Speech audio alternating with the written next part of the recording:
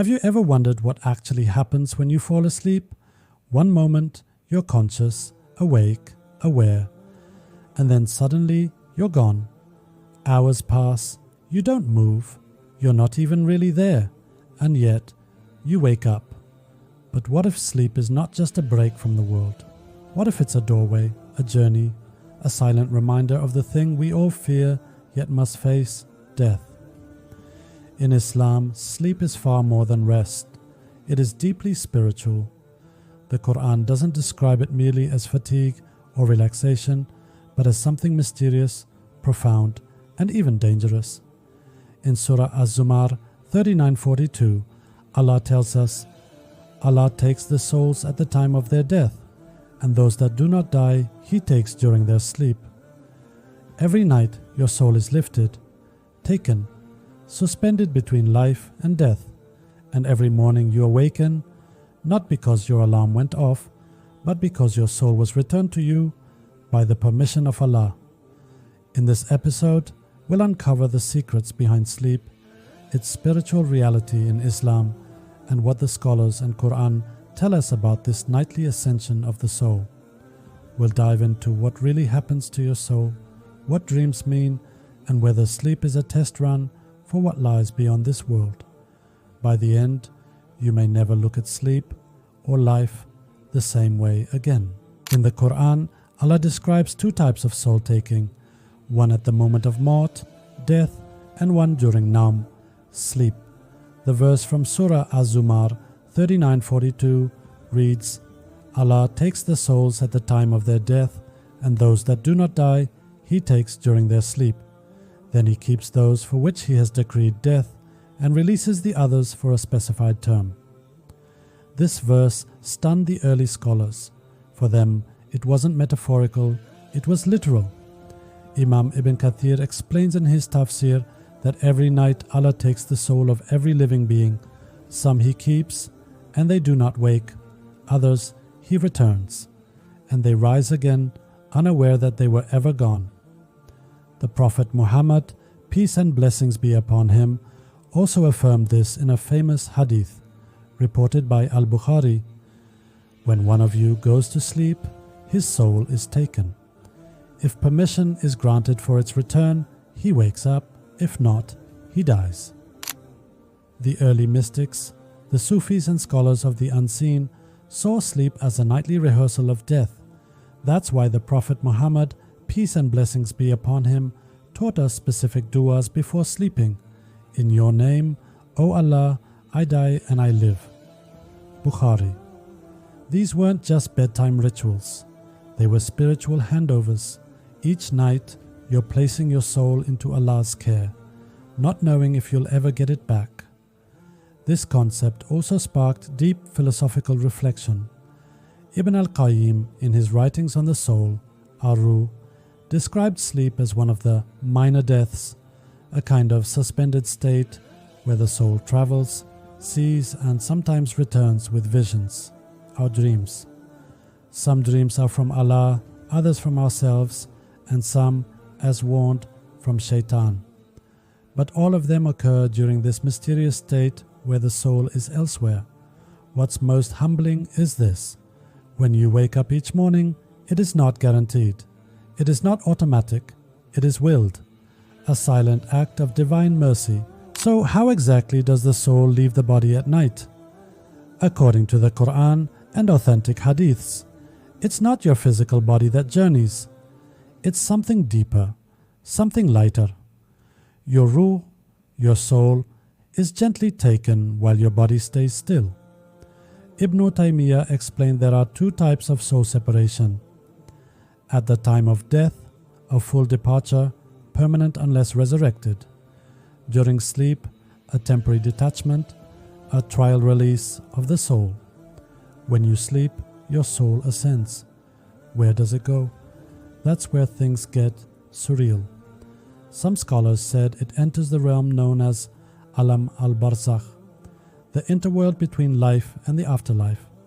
There, your soul may witness things, some terrifying, some beautiful, depending on your deeds, thoughts, or purity. Others believe the soul hovers close, tethered by something unknown, unseen. Maybe that's why we dream of flying, falling, floating. Our body is still, but our soul is in motion. And here's what's even more awe-inspiring. Some dreams are true. The Prophet Muhammad, peace and blessings be upon him, said, "A good dream is from Allah, and a bad dream is from Shaitan." Bukhari and Muslim. These true dreams can be like previews of the hereafter, warnings, gifts, answers. Even the great scholar Imam Nawawi believed that the soul's journey during sleep can allow it to see realities beyond our physical world, hence dreams of the future, of heaven, of things we haven't yet experienced. But not every soul is the same. The Prophet Muhammad, peace and blessings be upon him, said that some people sleep with their souls soaring, while others are weighed down by sin, heedlessness, or worldly distractions. This is why he taught us to cleanse our hearts and perform wudu before sleep, to sleep on our right side, and to recite specific verses like Ayatul Kursi, to protect our soul's journey and honor the return, if it comes. Let's now explore a deeper question. If sleep is a kind of death, is waking up a form of resurrection? Think about it. Every night you lie down and surrender, and every morning, if Allah wills, you rise again, with your soul returned, your lungs breathing, your heart beating. In that sense, waking up is a daily miracle, a small-scale resurrection. This concept was so important that the Prophet Muhammad, peace and blessings be upon him, would say upon waking, "Alhamdulillah, who gave us life after causing us to die, and to him is the return." He equated sleep with death and waking with life, and that's not just poetic, it's deeply theological. In Islamic belief, life and death are not binary. They're part of a spectrum of soul states. Sleep is on that spectrum. It's the liminal zone, the space between this life and the next. This is why sleep is sacred, why waking is gratitude, and why the night is a time of powerful reflection. In the darkness, your soul departs. In the dawn, your soul returns. And one day, there will be no return. That night's sleep will be your last. So how should we sleep? With humility, with intention, with remembrance. Because if it's your final sleep, you want to be in dhikr. You want to be in a state of peace, not scrolling, gossiping, or angry. And how should we wake? With praise, with awareness, with renewed purpose. Because if Allah returned your soul, it's not random, it's a gift. Another chance. A day written just for you. Here are some practices to elevate your sleep from routine to spiritual ritual. 1. Make wudu before sleeping.